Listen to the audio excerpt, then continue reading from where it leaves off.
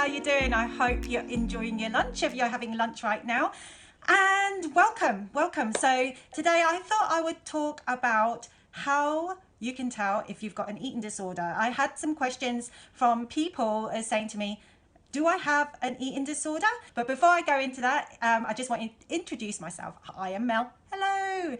And I help women who find it out of control when it comes to eating normally. Okay, I'll answer the question. So if you are questioning yourself whether or not you have an eating disorder, the chances are you probably already do. And the problem is with eating disorders is there's different kind of levels to eating disorder, especially from my point of view, having gone through an eating disorder for 22 years. It didn't become so serious from the start. It usually kind of develops slowly, and then before you know it, you're kind of knee deep into this illness, if you know what I mean. So to answer the question whether or not you have, I will run through a few traits of maybe something that you could try to identify with, see if this is relevant to you. So one of the most obvious things with eating disorders is if you feel the urge to continuously what they call purge, which means to get rid of any of the foods that you eat. But this could be any compensating behaviors, just like, it doesn't have to be like vomiting. It could be to do with, like over exercising. So you've got like the healthy exercise, and then you've got the exercise in purely the mindset to burn the calories or whatever you've eaten. So everything that I talk about when it comes to eating disorder, it is about the mindset. So you've got people who love exercising and completely comfortable with what they eat. They're exercising because of other reasons than to burn off what they're eating. But if you're exercising purely on the fact that you feel guilty or you feel any kind of emotional anxiety about the food you've eaten, the chances are you have an eating disorder because you're overcompensating it. The food, you're compensating it with exercises, which is the wrong reason to exercise, even though it's healthy for all of us to have exercise regularly in our lifestyle. There is a healthy way to exercise, and then there's the wrong way to exercise, and that's the eating disorder mindset. So another type of eating disorder is when you feel completely out of control when it comes to eating. So the chances are, if you can't control yourself when you eat, you're more often eating more than your body requires. So afterwards you're feeling bloated or stuffed. You can't seem to gauge when you're satisfied, so you don't eat to satiety, or you can't even stop until literally you're like really have to undo your buttons every single time, and you feel uncomfortable, you don't feel good about it. So the chances are you have got an eating disorder, because an eating disorder, for me, in my book certainly, is when you've disconnected to your natural ability to eat what is good for your body. So if you're constantly feeling rubbish when you eat, and then it's due to you overeating all the time, chances are, yeah, you have an eating disorder. Again, like I said, if you always feel a lot of emotions when it comes to eating. So eating is, it's just like sleeping, and just like walking, and just like breathing, and just like drinking water or liquids. Eating is essential to live. If we didn't eat, we would die, basically. So if you're feeling really guilty when you're eating, or any kind of negative emotion when you're eating, the chances are you have an eating disorder, because eating should be like either just the norm, you just eat because you need to feed your body, and but it should also be joyful. Not joyful is in fact, this is like soothing me, it's making me feel good. Not that kind of joyful. Eating should be pleasurable. Like while you're eating it, you should be like in that moment really enjoying what you eat, and you can feel the food kind of giving you the energy, and when you experience true hunger, you really can connect to that feeling of food really nourishing you, and you almost feel that inner glow when you eat. But if you're feeling any other than feeling normal about eating, and for the fact that even if you're scared to the point that you're scared to eat, then that means you have an eating disorder. So it doesn't mean that you are scared like an extreme, like anorexia or bulimia or that stereotypical eating disorder. If we were out for a meal. Let's say, for example, we're at the pub, and a restaurant, if you don't know what a pub is in the English term, we went out for a meal, and then you looked at the menu and you started feeling really anxious, I shouldn't eat pasta because it just makes me feel fat, or I'm scared of carbs, or I shouldn't eat that because it's too fatty. The chances are you're not really eating naturally. You've disconnected your natural ability to listen to what your body requires, because your body needs different things at different times. Sometimes you'll need a little bit more fat in your diet, sometimes you'll need a little bit more carbs. But if you're continuously frightened of these things, even sugar, it's you're overriding your biological makeup, really, because we really are born to know what makes us good in our bodies. So doing that on a prolonged period, you kind of, like I talked about in my other video, your mind then builds a new habit, and it forgets its natural ability to sense a healthy way of eating. So those are the kind of traits that you should watch out for. I think that most often goes quite undetected, because we are a nation of dieting, and the problem with dieting, it has been accepted to be the norm.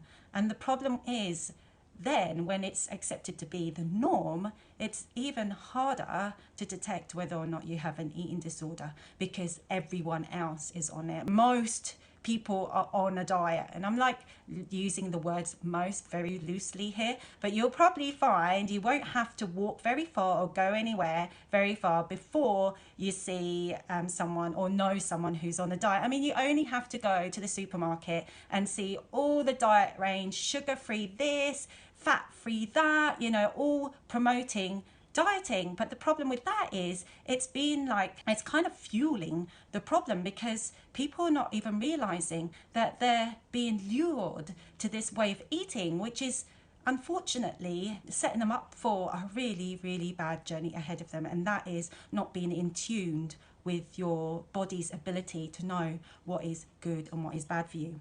And that comes to the bit where also you could have an eating disorder and look absolutely fine. This was me most of my eating disorder. Would I say phase? It went on for 22-year phase. It was a very long time, and it wasn't until right at the very end. I went up and down quite a lot, and I did go through really skinny parts.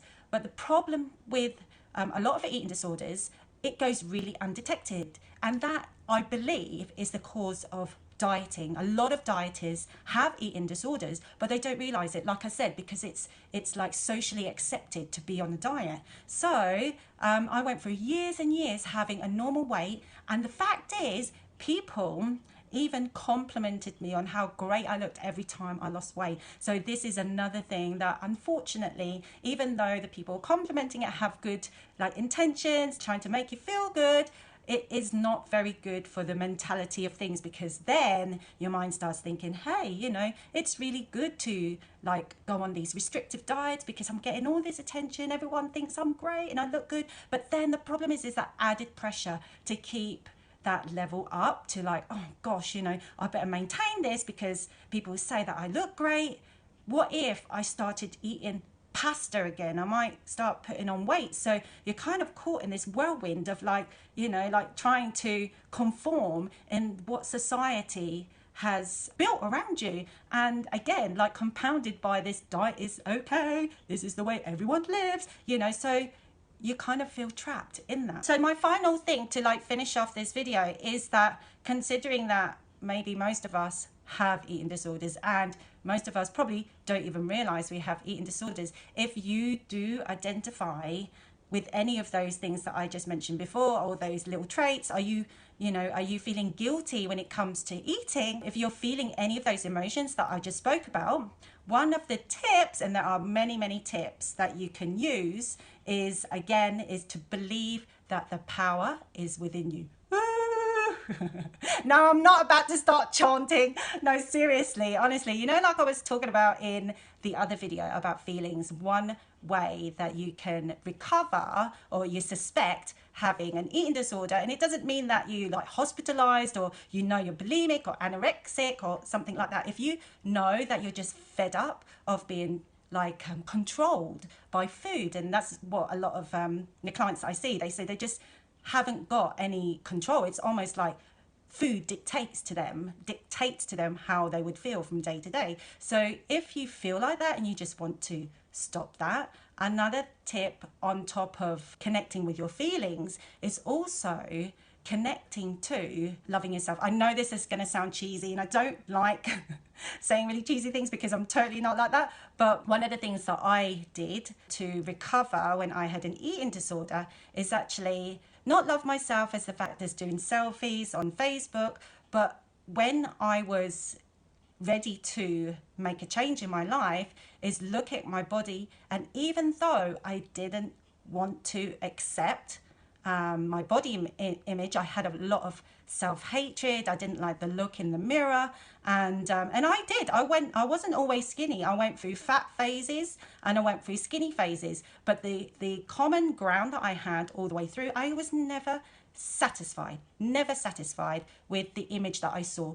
Even when I got really thin, I wasn't thin enough. Nothing made me happy. But the day that I decided that even though it feels uncomfortable, I'm just going to love my body. And especially when I went through what they call recovery, and I started to allow myself to eat and allowed the, what would you say, like the side effects of recovery, like suddenly I'm putting on weight a little bit too fast. I accepted the fact that this was part of my body trying to repair itself. So even though at the beginning I really wanted a flat tummy, but during the time when I was trying to get out of that imprisonment of being controlled by food, I allowed whatever happened in my body to happen without me criticizing myself. So for example, I started to have a bit of a belly. So I said to myself, it's okay. I love my body and I love my little belly coming through. That is because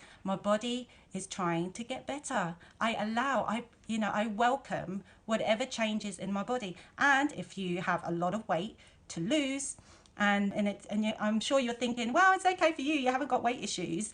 But when you are maybe got a lot of weight to lose, in order for you to also go on the path of recovery, you need to be able to love who you are right now in order for you to get to the point where you want to be. So let's say, for example, you have a lot of weight carrying on you. So just say to yourself, look, I love my body because this extra weight that I'm carrying is because my body, my mind cared for me so much that it was protecting me.